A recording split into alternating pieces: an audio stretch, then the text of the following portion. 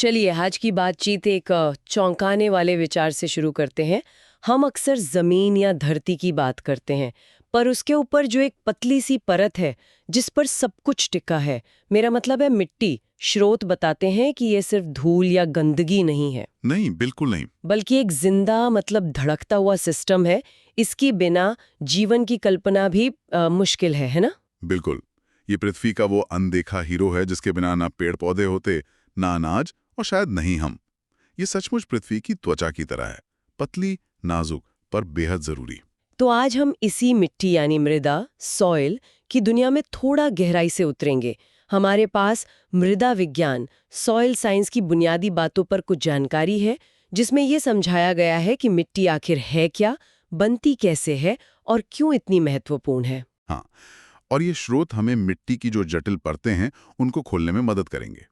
अक्सर हम इसे बस खेती से जोड़कर देखते हैं, पर इसका दायरा कहीं ज्यादा बड़ा है। पर्यावरण संतुलन से लेकर हमारी अर्थव्यवस्था तक सब जुड़ा है इससे। और हमारा मकसद है इस जानकारी का सार समझना। मिट्टी की परिभाषा से लेकर उसके बनने की जो दिलचस्प कहानी है वहां तक। जीवन और पर्यावरण के लिए इसके मायने क्या है और खासकर भारत के संदर्भ में इससे जुड़ी चुनौतियां और समाधान क्या हो सकते हैं। ये बातें न सिर्फ सामान्य ज्ञान बढ़ाती हैं, बल्कि जो लोग प्रतियोगी परीक्षाओं की तैयारी कर रहे हैं हाँ, उनके लिए तो बहुत जरूरी है। उनके लिए काफी अहमियत रखती हैं। क्योंकि कृषि, पर्यावरण, भूगोल जैसे विषयों में मिट्टी एक सेंट्रल पॉइंट है। तो तैयार है इस परत दर परत पड़ताल के लिए? एकदम। चलिए मिट्टी की कहानी को समझते हैं, उसके हर पहलू को छूते हुए। सबसे पहले एक बुनियादी सवाल जो अक्सर थोड़ा कंफ्यूज करता है। मिट्टी और जमीन, लैंड, इसमें क्या फर्क है? स्रोत इस पर काफी जोर देते हैं। हम जमीन को लंबाई चौड़ाई में नापते हैं ना, जैसे खेत का एरिया। सही कहा। स्रोत इसे द्विआयामी, 2 डायमेंशनल नजरिया बताते हैं। हाँ। लेकिन मिट्टी जो है वो 3 आयामी है, 3 डायमेंशनल। अच्छा। हाँ, इसकी लंबाई चौड़ाई के साथ गहराई भी होती है। जब हम गड्ढा खोदते हैं तो अलग अलग रंग और बनावट की परतें दिखती है ना? हाँ हाँ, दिखती हैं। बस वही, उन्हें मृदा परिच्छेदिका या सॉइल प्रोफाइल कहते हैं। जैसे सबसे ऊपर ए परत, फिर बी और नीचे सी परत। ये सिर्फ जमीन का टुकड़ा नहीं है, बल्कि पृथ्वी की सतह पर बना एक प्राकृतिक पिंड है, एक नेचुरल बॉडी। अच्छा। जिसकी अपनी एक संरचना है, अपना इतिहास है। प्राकृतिक पिंड। यानी ये कुदरती तौर पर बनती है। पर कैसे? मतलब ये रातों रात तो नहीं होता होगा? अरे बिल्कुल नहीं। स्रोत बताते हैं कि 1 इंच मिट्टी बनने में सैकड़ों, यहाँ तक कि हजारों साल लग सकते हैं। हजारों साल? हाँ, ये एक बेहद धीमी और जटिल प्रक्रिया है। इसे समझने के लिए स्रोत 5 मुख्य कारकों का जिक्र करते हैं, जिन्हें याद रखने का एक आसान तरीका है CLORP। CLORP, ये तो किसी कोड वर्ड जैसा लग रहा है। जरा इसे डिकोड करें। जरूर। देखिए, सी का मतलब है क्लाइमेट यानी जलवायु, खासकर तापमान और बारिश। गर्म और नम इलाकों में मिट्टी अलग तरह से और शायद जल्दी बनती है, ठंडे और सूखे इलाकों की तुलना में। ओ है ऑर्गेनिजम्स यानी जीव। इसमें पौधे, जानवर, कीड़े मकोड़े और सबसे महत्वपूर्ण सूक्ष्म जीव जैसे बैक्टीरिया और फंगस सब आ जाते हैं। ये मरने के बाद मिट्टी में कार्बनिक पदार्थ यानी ऑर्गेनिक मैटर मिलाते हैं और जिंदा रहते हुए भी मिट्टी की संरचना बदलते हैं। जैसे केंचुए सुरंग बनाते हैं ना, हाँ, बनाते हैं। उससे हवा और पानी का रास्ता बनता है। अच्छा, तो जलवायु और जीव इसमें जान डालते हैं। बाकी 3 अक्षर क्या है? आर। आर है रिलीफ या टोपोग्राफी, मतलब उच्चावच या स्थलाकृति, यानी जमीन का ढलान कैसा है। खड़ी ढलानों पर पानी तेजी से बहता है, मिट्टी को बहा ले जाता है, अच्छा। तो वहां मिट्टी पतली होती है। जबकि समतल या निचले इलाकों में मिट्टी जमा होती है, गहरी हो जाती है। ओके। और पी? पी है पेरेंट मटेरियल यानी मूल पदार्थ। ये वो चट्टाने या खनिज पदार्थ हैं जिनके टूटने फूटने मतलब अपक्षय या वेदरिंग से मिट्टी का अकार्बनिक हिस्सा बनता है। तो जैसी चट्टान होगी, मिट्टी के गुण भी काफी हद तक वैसे ही होंगे। और आखिरी टी? वो तो टाइम ही होगा। बिल्कुल। टी है टाइम यानी समय।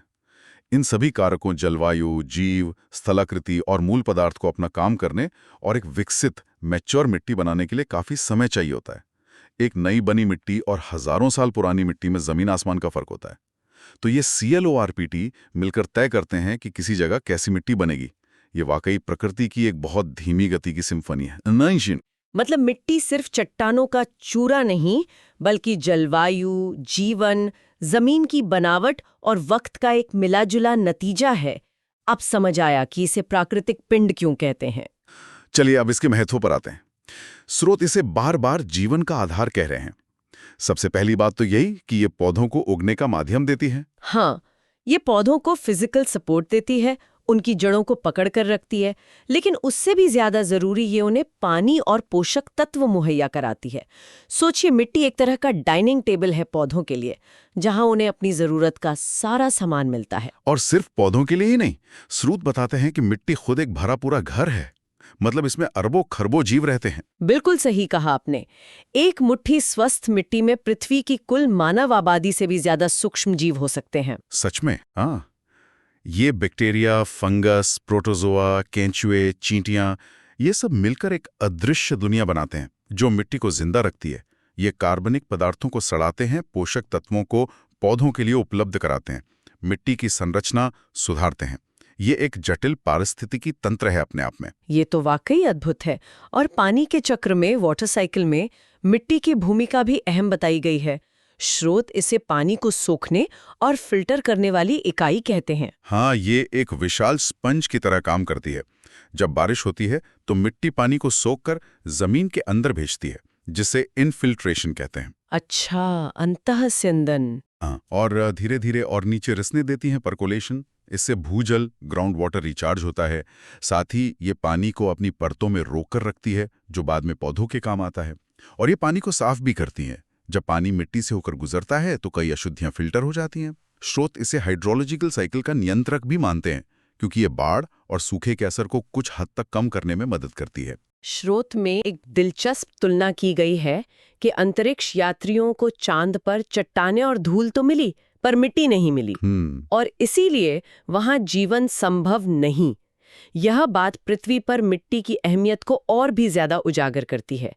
यह वाकई एक जीवित फैक्ट्री है जो लगातार पोषक तत्वों का चक्र चला रही है, पानी सहेज रही है और कार्बन तक को स्टोर कर रही है। और यही वजह है कि स्रोत मिट्टी को एक अत्यंत सीमित और बहुमूल्य संसाधन मानते हैं। ये कोई ऐसी चीज नहीं जिसे हम बना सकें या जिसकी भरपाई चुटकियों में हो जाए। एक बार नष्ट हो जाए तो इसे वापस पाने में सदियां लग जाती हैं। मिट्टी इतने जटिल और महत्वपूर्ण है कि इसे समझने के लिए पूरा विज्ञान ही विकसित हो गया। मृदा विज्ञान, सॉइल साइंस। स्रोत बताते हैं कि यह कोई एक अकेला विषय नहीं, बल्कि कई विज्ञानों का संगम है। सही कहा, ये एक आदर्श अंतर्विषय क्षेत्र है, इंटरडिसिप्लिनरी फील्ड। मिट्टी के भौतिक गुणों को समझने के लिए, जैसे कणों का आकार, संरचना, पानी सोखने की क्षमता, इसके लिए फिजिक्स की जरूरत है। इसके रासायनिक गुणों को समझने के लिए, जैसे पीएच, पोषक तत्वों की उपलब्धता, खनिजों की संरचना, इसके लिए केमिस्ट्री चाहिए। मिट्टी में रहने वाले अनगिनत जीवों और कार्बनिक पदार्थों के चक्र को समझने के लिए जीव विज्ञान और माइक्रोबायोलॉजी जरूरी है। और मिट्टी किस चीज से बनी है, ये जानने के लिए भूविज्ञान यानी जियोलॉजी का ज्ञान आवश्यक है। इन सब को मिलाकर ही मिट्टी की पूरी तस्वीर बनती है। स्रोत में मिट्टी के वर्गीकरण का भी जिक्र है, जैसे अमेरिका की मृदा वर्गीकरण प्रणाली, यूएस सॉइल टैक्सोनॉमी। जाहिर है भारत में भी मिट्टी का अध्ययन और वर्गीकरण होता होगा। प्रतियोगी परीक्षाओं में अक्सर भारत की मिट्टियों के प्रकार और वितरण पे सवाल आते हैं। हाँ बिल्कुल।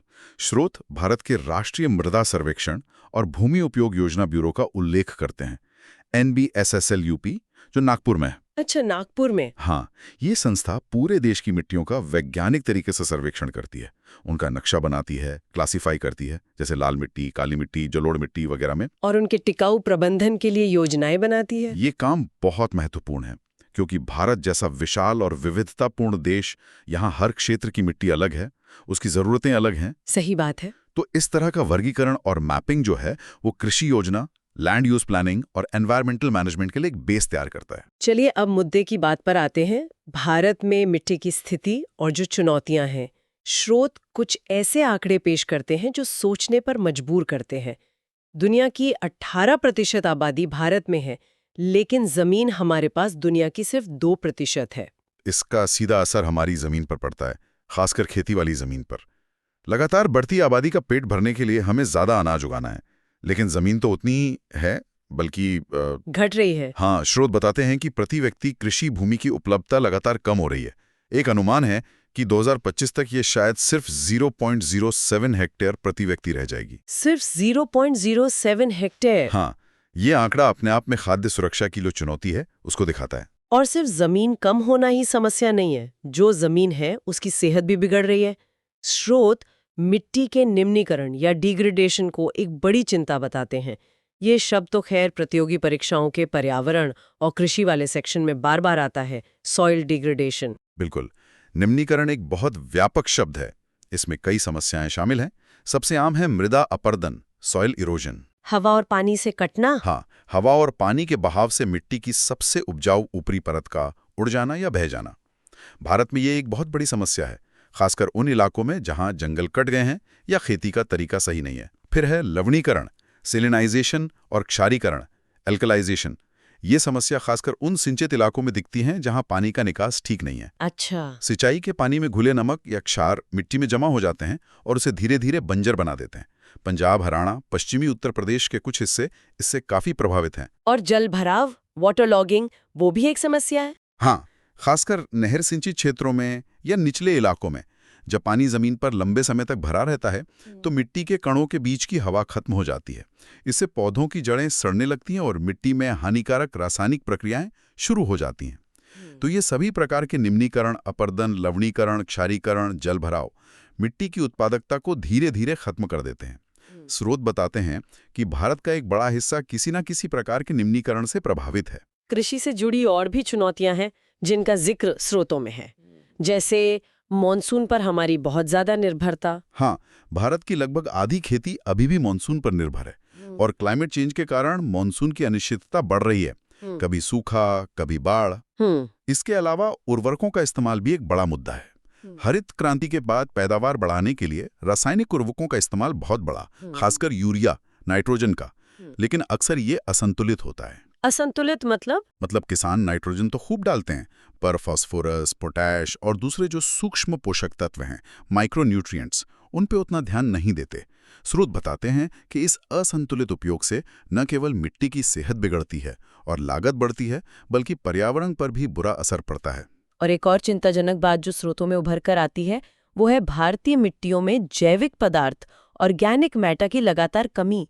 जैविक पदार्थ तो मिट्टी की जान होता है ना? बिल्कुल, जैविक पदार्थ मिट्टी की संरचना को बेहतर बनाता है, उसे भुरभुरा बनाता है, जिससे जड़ों को फैलने में आसानी होती है। यह पानी सोखने और रोकने की क्षमता बढ़ाता है, जो सूखे से लड़ने में मदद करता है। ये पोषक तत्वों का भंडार है और मिट्टी के जीवों के लिए भोजन का स्रोत है। स्रोत बताते हैं कि भारत की अधिकांश कृषि भूमियों में जैविक पदार्थ का स्तर जो रेकमेंडेड लेवल है उससे काफी कम है, जिसका सीधा असर मिट्टी की उर्वरता और पैदावार पर पड़ रहा है। और इन सब के ऊपर शहरीकरण और औद्योगिकरण का दबाव भी है। निश्चित रूप से बढ़ते शहरों और उद्योगों के कारण कृषि भूमि का गैर कृषि कार्यों के लिए अधिग्रहण हो रहा है। साथ ही औद्योगिक कचरा, शहरी कूड़ा करकट और कृषि में इस्तेमाल होने वाले कीटनाशकों और रासायनिक खादों के अवशेष, ये सब मिट्टी को प्रदूषित कर रहे हैं। सॉइल पॉल्यूशन, यह प्रदूषण न सिर्फ मिट्टी को जहरीला बना रहा है, बल्कि रिसकर भूजल तक पहुंच रहा है, ग्राउंड वाटर पॉल्यूशन कर रहा है। पानी भी खराब हो रहा है। हाँ, पीने के पानी की गुणवत्ता भी प्रभावित हो रही है। ये सारी चुनौतियां मिलकर हमारी खाद्य सुरक्षा, फूड सिक्योरिटी और पर्यावरणीय स्थिरता, एनवायरमेंटल सस्टेनेबिलिटी के लिए एक गंभीर खतरा पैदा कर रही हैं। प्रतियोगी परीक्षाओं में खाद्य सुरक्षा पर लिखते समय मिट्टी के स्वास्थ्य का जिक्र करना बहुत जरूरी हो जाता है। तो स्थिति काफी गंभीर लगती है। सवाल ये है कि क्या हम इन चुनौतियों से निपट सकते हैं? क्या स्रोत कोई समाधान या आगे की राह सुझाते हैं? हाँ, देखिए, निराशावादी होने की जरूरत नहीं है। स्रोत वैज्ञानिक और सतत प्रबंधन पर जोर देते हैं, साइंटिफिक और सस्टेनेबल मैनेजमेंट। हमें मिट्टी को सिर्फ फसल उगाने का माध्यम नहीं समझना है, बल्कि एक जीवित पारिस्थितिकी तंत्र समझना होगा जिसकी देखभाल जरूरी है। इस वैज्ञानिक प्रबंधन में किस तरह की चीजें शामिल हैं? क्या तरीके हैं? स्रोत कई तकनीकों और पद्धतियों का उल्लेख करते हैं। एक महत्वपूर्ण कॉन्सेप्ट है एकीकृत पोषक तत्व प्रबंधन, इंटीग्रेटेड न्यूट्रिएंट मैनेजमेंट, INM? हाँ, इसका मतलब है कि सिर्फ रासायनिक उर्वरकों पर निर्भर न रहकर जैविक खाद जैसे गोबर की खाद, कंपोस्ट, हरी खाद, फसल अवशेषों का प्रबंधन और बायो फर्टिलाइजर यानी सूक्ष्म जीवों का संतुलित उपयोग करना। इससे मिट्टी की सेहत भी बनी रहती है और रासायनिक खादों पर निर्भरता भी कम होती है। और पानी के प्रबंधन के बारे में, पानी की कमी भी तो है। बिल्कुल, जल संरक्षण तकनीकें बहुत महत्वपूर्ण हैं। ड्रिप सिंचाई और स्प्रिंकलर सिंचाई जैसी विधियां, इनसे पानी सीधे पौधों की जड़ों तक पहुंचता है, पानी की बचत होती है और लवणीकरण जैसी समस्याएं कम होती हैं। वर्षा जल संचयन, रेन वाटर हार्वेस्टिंग, तालाबों का पुनरुद्धार, ये सब भी भूजल स्तर बनाए रखने में मदद करता है। साथ ही प्रदूषण नियंत्रण के लिए सख्त नियम और उनका पालन जरूरी है, चाहे वो औद्योगिक कचरे का निपटान हो या कृषि रसायनों का सुरक्षित उपयोग। स्रोत में सटीक खेती, प्रिसीजन फार्मिंग का भी जिक्र था। ये क्या चीज़ है? सटीक खेती या प्रिसिजन फार्मिंग एक आधुनिक तरीका है जिसमें टेक्नोलॉजी का इस्तेमाल होता है। जीपीएस, सेंसर, ड्रोन और डेटा एनालिसिस की मदद से खेत के हर छोटे हिस्से की मिट्टी की ज़रूरत का पता लगाया जाता है। अच्छा, हर छोटे हिस्से की। हाँ, जैसे कहाँ कितनी नमी है, कहाँ कौन से पोषक तत्व की कमी है, और फिर उसी के अनुसार बिल्कुल सटीक मात्रा में खाद, पानी या कीटनाशक दिए जाते हैं। इससे क्या होता है कि संसाधनों की बर्बादी रुकती है, पैदावार बढ़ती है और पर्यावरण पर बोझ कम होता है। ये अभी भारत में शुरुआती चरण में है, लेकिन भविष्य में इसकी भूमिका बढ़ सकती है। तो कुल मिलाकर संदेश यह है कि हमें मिट्टी का शोषण करने के बजाय उसका पोषण करना होगा, देखभाल करनी होगी। एकदम सही। स्रोत बार बार इस बात पे जोर देते हैं कि मिट्टी एक सीमित और गैर नवीकरणीय संसाधन है, नॉन रिन्यूएबल। कम से कम हमारे जीवन काल के पैमाने पर तो यही सच है। इसे बनने में सदियां लगती हैं, गंवाने में कुछ साल या दशक काफी हैं।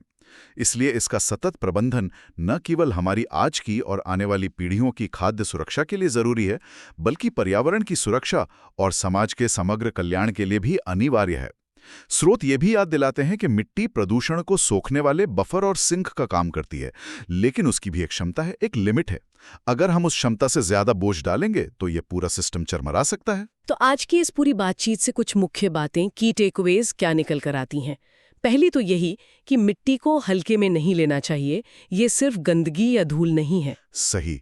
हमने समझा कि ये एक जटिल, त्रिआयामी, जीवित प्राकृतिक पिंड है जो CLORPT कारकों, जलवायु, जीव, स्थलाकृति, मूल पदार्थ, समय की हजारों साल की क्रिया से बनता है। इसकी अपनी परतें हैं, अपनी कहानी है। दूसरी बात, ये जीवन के लिए बिल्कुल अनिवार्य है। ये पौधों को उगाती है, अरबों जीवों का घर है, पानी को सहेजती और साफ करती है और पोषक तत्वों व कार्बन के चक्र को चलाती है। पृथ्वी के लाइफ सपोर्ट सिस्टम का एक अहम हिस्सा है ये। तीसरी बात, मृदा विज्ञान एक बहुआयामी क्षेत्र है जो मिट्टी की जटिलता को समझने के लिए जरूरी है। और भारत के संदर्भ में हमने देखा कि हमारी मिट्टी गंभीर चुनौतियों का सामना कर रही है। बढ़ती आबादी का दबाव, घटती प्रति व्यक्ति उपलब्धता, बड़े पैमाने पर निम्नीकरण जिसमें अपरदन, लवणीकरण, जैविक पदार्थ की कमी शामिल है, और बढ़ता प्रदूषण। ये प्रतियोगी परीक्षाओं के नजरिए से बहुत महत्वपूर्ण मुद्दे हैं। और अंत में इन चुनौतियों का समाधान वैज्ञानिक सोच और सतत प्रबंधन पद्धतियों में है। एकीकृत पोषक तत्व प्रबंधन, जल संरक्षण, प्रदूषण नियंत्रण और सटीक खेती जैसी तकनीकें अपनाकर हम मिट्टी के स्वास्थ्य को बेहतर बना सकते हैं। निष्कर्ष यही है कि मिट्टी का स्वास्थ्य राष्ट्र के स्वास्थ्य से सीधे तौर पर जुड़ा है। इसे बचाना और बेहतर बनाना हमारी सामूहिक जिम्मेदारी है, न सिर्फ किसानों की, बल्कि नीति निर्माताओं, वैज्ञानिकों और हम सभी नागरिकों की। आज की बातचीत से ये बात तो दिल और दिमाग में बैठ जानी चाहिए कि मिट्टी कितनी अनमोल है। स्रोत हमें याद दिलाते हैं कि प्रकृति इसे बनाने में सदियां लगाती है, लेकिन हमारी लापरवाही इसे कुछ ही समय में तबाह कर सकती है। और इसी बिंदु पर आज की चर्चा को विराम देते हैं, लेकिन एक गहरे सवाल के साथ। ये जानने के बाद कि मिट्टी एक सीमित संसाधन है जिसे दोबारा बनने में सदियां लगती हैं, और ये हमारे अस्तित्व के लिए कितनी जरूरी है, हम व्यक्तिगत स्तर पर और अपने समुदायों में क्या बदल सकते हैं। क्या छोटी छोटी आदतें जैसे कचरा कम करना, कंपोस्ट बनाना या स्थानीय और टिकाऊ खेती का समर्थन करना, क्या ये इस बड़ी तस्वीर में कोई मायने रखती हैं? इसी विचार के साथ आज की ये गहन चर्चा यहीं समाप्त होती है।